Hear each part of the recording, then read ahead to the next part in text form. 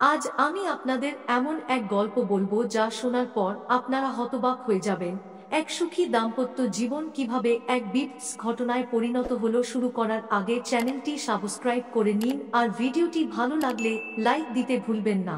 কি সুন্দর করে আমার স্ত্রীটা ঘুমাচ্ছে, একেবারে চুল খুলে ঘাড়ের দুপাশে ছড়িয়ে দিয়েছে, চিত হয়ে ঘুমুচ্ছে সে, দুহাত শরীরের দুপাশে রেখে আরামে ঘুমুচ্ছে সে। রাত 2:30, চারিদিকে শুনশান নীরবতা। আজ মাথার ভিতরের পোকাগুলো কেমন যেন শান্ত হয়ে রয়েছে, চুপচাপ ঘুমন্ত স্থির। সাকিবা ঘুমুচ্ছে কি নিষ্পাপ, তার মুখটি এমন, মুখের দিকে তাকিয়ে হাজারবার ভালোবাসি বলে ফেলা যায়। তার কপালে চুমু দিতে ভীষণ ইচ্ছা করছে, অনেক কষ্টে ইচ্ছাটা দমন করলাম।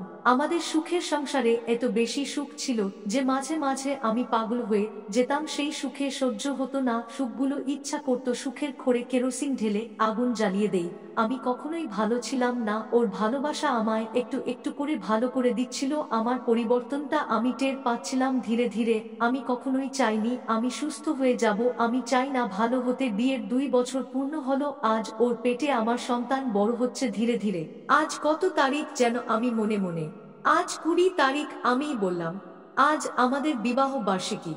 হঠাৎ আমি এই মধ্যরাতে পাগলের মতো হা হা হা করে হেসে উঠলাম। আমার এই হাসি শুনলে যে কেউই ভয় পেতে বাধ্য। কি বিপস ভয়ঙ্কর হাসি, উন্মাদের হাসি। আচ্ছা আমি কি পাগল? আমি কি পাগল হয়ে যাচ্ছি? না, কখনোই না, আমি তো আগে থেকেই পাগল। নতুন করে আর কি পাগল হব? আজকের এই বিবাহবার্ষিকীটা আমি চির স্মরণীয় করে রাখবো, এমন সারপ্রাইজড করে দিব যে চির জীবন মনে থাকবে। 2 দিন আগে কিনে আনা চাইনিজ ছুরিটা রান্নাঘর থেকে নিয়ে আসলাম। দোকানি বলেছিল যে এটা দিয়ে আলতো করে ছুঁয়ে দিবেন, দেখবেন যে কি সুন্দর করেই না কেটে গেছে। ছুরি নিয়ে সাকিবার সামনে আসলাম, 4 মিনিট ধরে দাঁড়িয়ে ওর সৌন্দর্য শেষবারের মতো উপভোগ করে নিলাম। জানি আর দেখতে চাইলেও যে দেখতে পাবো না তাকে। ওর গলার কাছে গিয়ে দেখলাম গলাটা যেন আমায় আকর্ষণ করছে, আমায় যেন বলছে দেরি করছিস কেন, যা করতে এসেছিস করে ফেল। হঠাৎ বাম হাতে ওর মুখ চেপে ধরলাম ঝটকা দিয়ে। সাকিবা জেগে গেল, আমার চোখে ভয়ার্ত দৃষ্টিতে তাকিয়ে রইল। ধস্তাধস্তি শুরু করে দিল চাপা স্বরে, কেমন যেন বোমাতে লাগলো।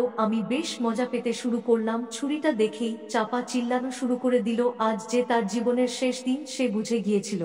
চোখের ও যে একটা ভাষা আছে, আজ আমি তা বুঝলাম। বলতে চাইছে যেন তাকে ক্ষমা করে দেই। চোখ দিয়ে অশ্রু বের হয়ে আসলো তার। আর দেরি করিনি, আমি ডান হাতে ধরা ছুরিটা এনে তার গলার উপর এনে শুরুত করে পোঁচ দিলাম। ফচ করে গলা কেটে দুভাগ হয়ে গেল। ফিনকি দিয়ে রক্ত বের হয়ে এলো তীব্র গতিতে। কি টকেটকে লাল রক্ত, কি বিপ সুন্দর রক্ত। তার গলা থেকে ঘর ঘর শব্দ হচ্ছে আর রক্ত বের হচ্ছে। সে রক্ত আমায় ভিজিয়ে দিচ্ছে, আমি সে রক্তের স্বাদ নিচ্ছি চোখ দিয়ে। কি যে মজা লাগছে তা কখনই আমি ভুলবো না।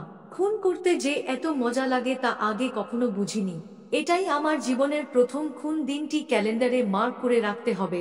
আচ্ছা কি রং দিয়ে মার্ক করব?